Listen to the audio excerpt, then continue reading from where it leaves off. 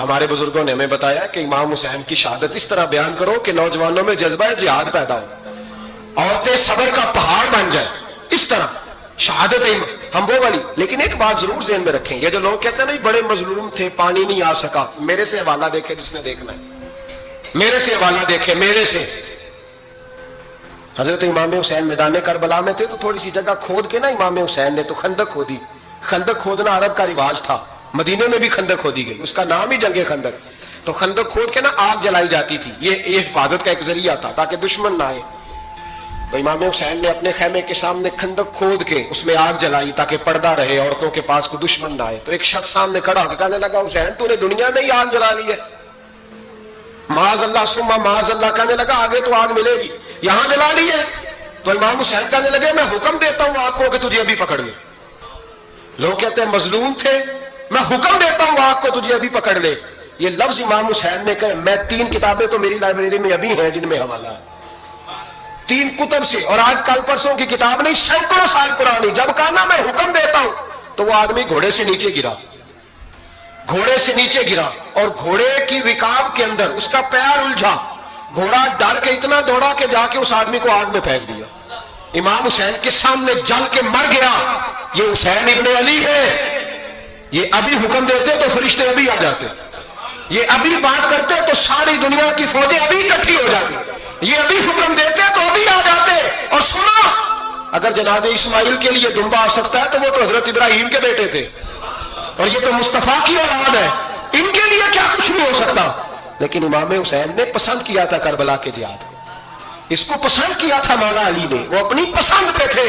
کوئی آدمی اس طرح نہ بیان کرے کہ بڑے مظلوم تھے تو بڑی مشکل میں تھے تو بڑا روتے تھے بڑے، اور کوئی شخص ایسی بات، یہاں تو تماشا لگ گیا ہے، تماشا لگ گیا ہے۔ ایک وہ ہے جو آج کل کہہ رہے ہیں بس جی وہ تو 2 شہزادوں کی جنگ تھی، انہیں بھی شرم نہیں آتی، اور ایک ممبروں پہ چڑھے ہوئے ہیں، چہرے پہ داڑھی کوئی نہیں، سر پہ ٹوپی کوئی نہیں، بازاری سا انداز ہے، کبھی دوڑ کے ادھر جاتے ہیں، کبھی بھاگتے ہیں، کبھی کہتے ہیں اونچا بولنا، پیروں پہ کھڑا ہونا، یہ لوگ بیان کریں گے امام حسین کی بات، یہ لوگ بیان کریں۔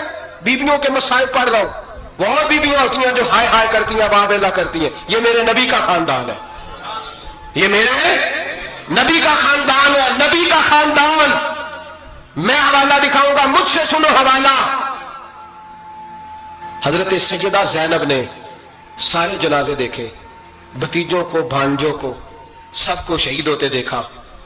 عورتیں ڈرتی میت کو ہاتھ نہیں لگاتی، چیختی ہیں بیویاں، لیکن حضرت جناب زینب نے پتہ کیا دیکھا تھا؟ وہ سننا ذرا۔ امام حسین کی لاش مبارک کربلا میں پڑی تھی، اور امام حسین کا سر کاٹ کے نیزے پہ چڑھایا گیا تھا، اور وہ بیویوں کے سامنے خالی سر چل رہا تھا، اور سینکڑوں میل کا سفر کر کے دمشق کے بازاروں سے گزرتا وہ سر گیا۔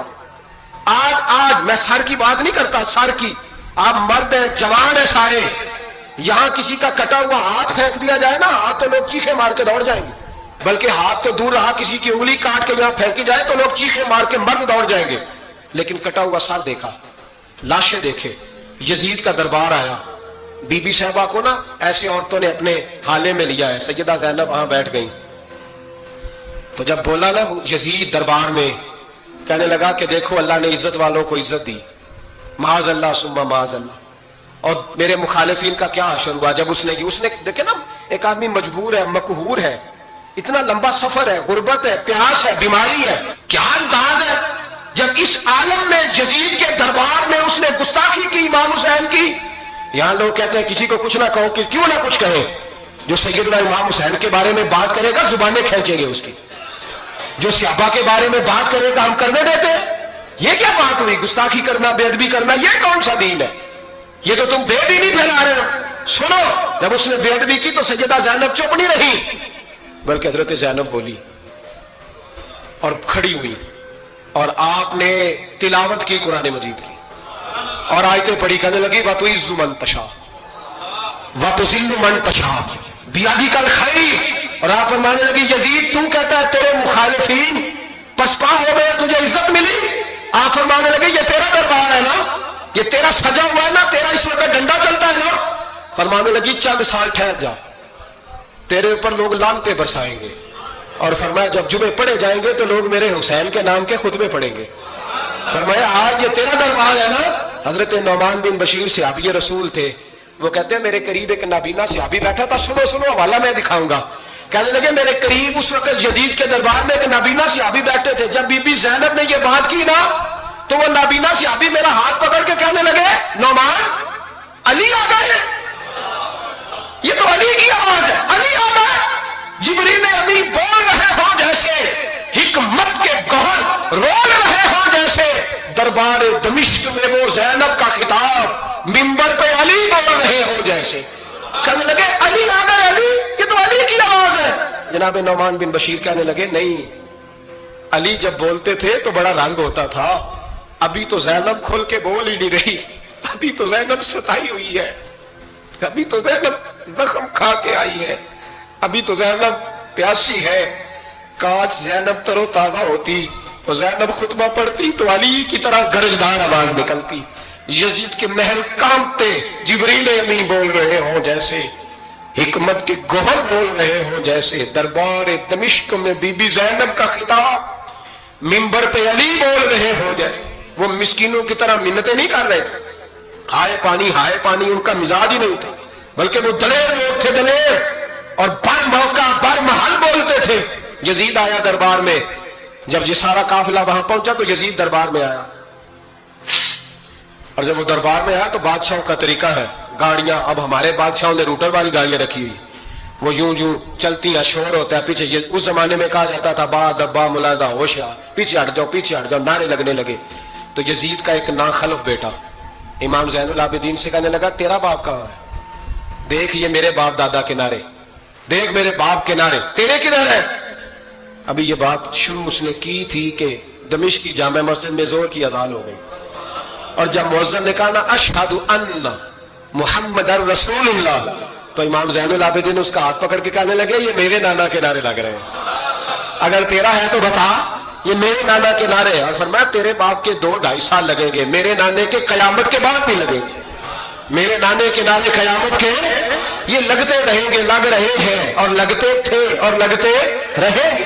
میرے بھائی یاد رکھو, دلیری ہمت, پہلی بات ان سے پیار کرنا ہے, دوسرا ان کی ہمت, ان کا مقام دلیری کرنا ہے, ان کا کام ہمت کرنا ہے, ان کا کام ڈٹ جانا ہے, کمزوری دکھانا اہل بیت کا طریقہ ہوتی.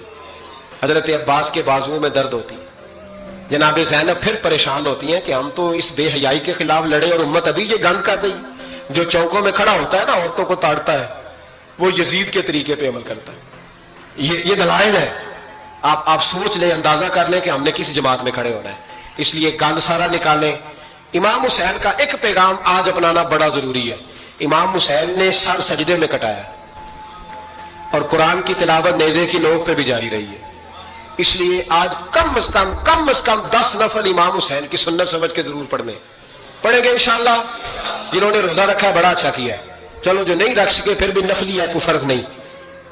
کم از کم 3 دفعہ سورت یاسین کی تلاوت آج ضروری ہے امام حسین کے لیے. کریں گے انشاءاللہ تعالی. اگر وہ نیزے کی نوک پہ پڑھ سکتے ہیں تو آپ ان کی خاطر بھی تو پڑھ ہی سکتے ہیں نا. جس جماعت سے آپ کا تعلق ہے نا, اس جماعت کی امت مسلمہ کو ضرورت ہے. قیامت بھی 10 محرم کو ہی آئے گی, جمعے کا دن ہوگا. تو میں آج دل کو حاضر ناظر رکھ کے, اپنی طبیعت کو حاضر پا کے باشعور آپ کو کہہ رہا ہوں, جاگ کے سننا خدا کا واسطہ. آپ اس جماعت سے تعلق رکھتے ہیں, اگر کافر کے سامنے اسلام کا کوئی چہرہ پیش ہو سکتا ہے تو صرف سنی کا چہرہ پیش ہو سکتا ہے. ختم ہو گئی بات. ورنہ کوئی صحابی کا بھی ادب ہے, کوئی اہل بیت نبوت کا. آج مجھے کہہ لینے دو, کھل کے کہہ لینے دو.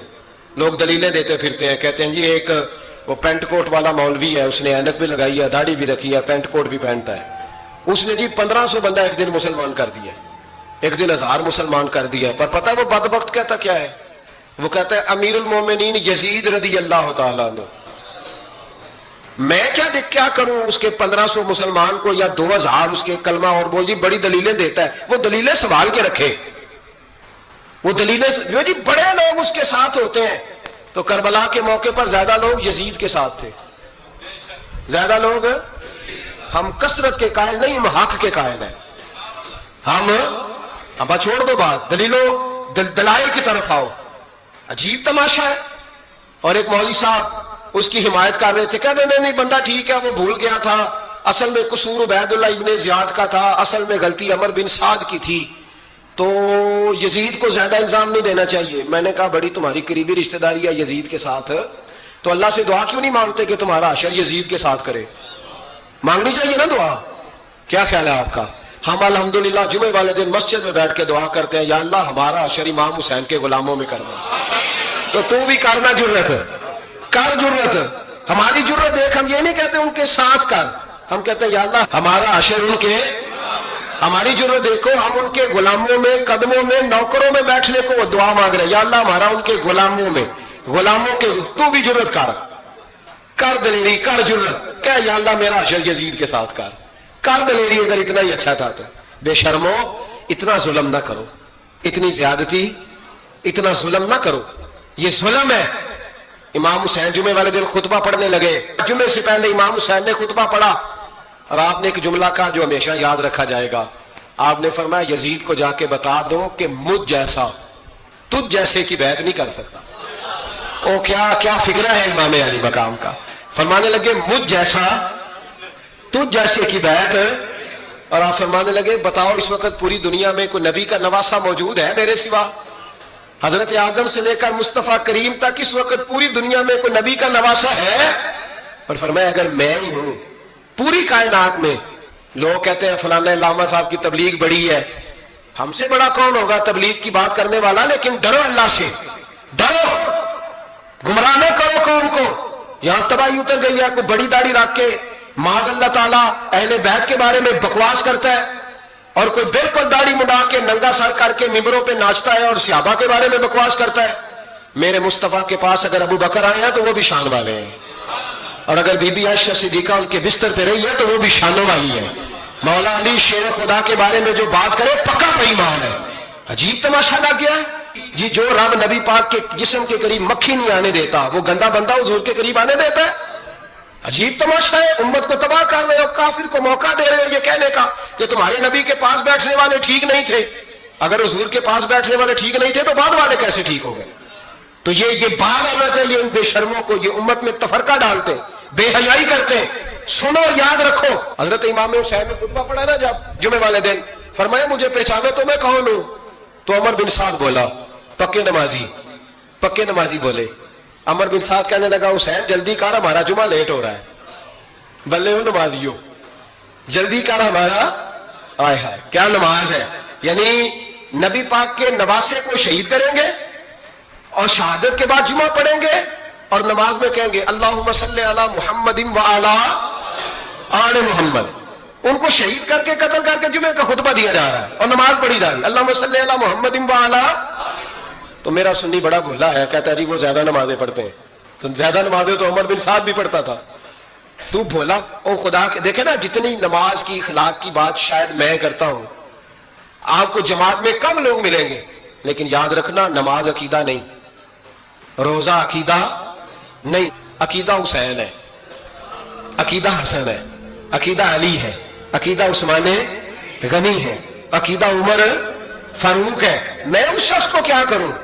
مجھے اس شخص کی کیا ضرورت ہے جو ممبر پہ بیٹھ کے کہتا ہے حسین ابن علی باغی تھے؟ وہ شخص، اس کی نماز روزہ حج زکات دیکھا جائے گا. آؤ قرآن مجید سورہ شورا آیت نمبر 23، گھر جا کے قرآن مجید کھولو، یہ والی آیتیں بھی پڑھا کرو، یہ والی بھی کھولا کرو.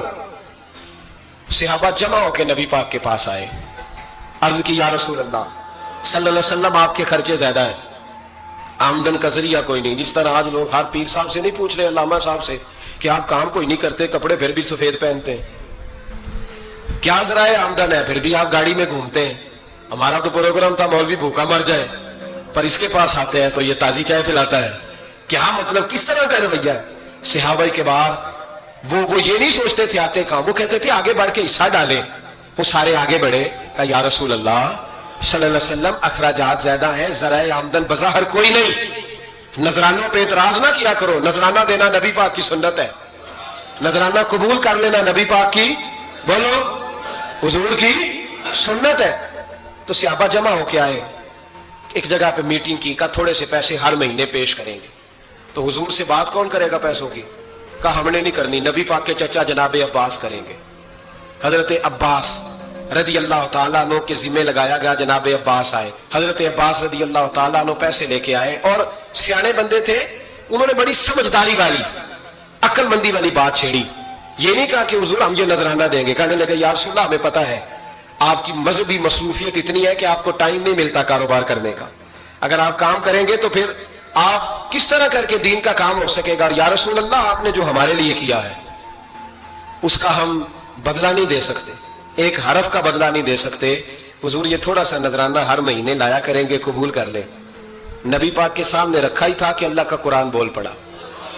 کہا کل لا اسألکم علیہ اجرا, محبوب ان سے فرما دو کہ میں نے تمہارے لیے بڑی تکلیف سہی ہے پر میں تم سے کوئی اجر نہیں مانگتا, تم سے کوئی اجر نہیں مانگتا. ہاں اگر تم نے کچھ کرنا ہے الا المودۃ فی القربى, تو میرے قریبیوں سے پیار کرتے رہنا, میری ختیجہ سے پیار کرنا, میری عائشہ کا ادب کرنا, میرے قریبیوں کا احترام کرنا. یا رسول اللہ ازواج تو گھر میں ہے ہی, قریبی کوئی اور بھی خاص ہے جس کا ادب کرنا ہے؟ تو نبی پاک نے فرمایا ہاں علی, فاطمہ, علی اور فاطمہ کی اولاد. فرمایا ان کا ادب کرتے رہنا, اس کا مطلب یہ ہوگا کہ تم نے میرے ساتھ بڑا ہی اچھا سلوک کیا ہے. کہا ان کا ادب کرنا, جناب علی, سیدہ فاطمہ اور دونوں کی ان کا ادب کرنا فرائض دین, اہل بیت کا ادب کرنا فرائض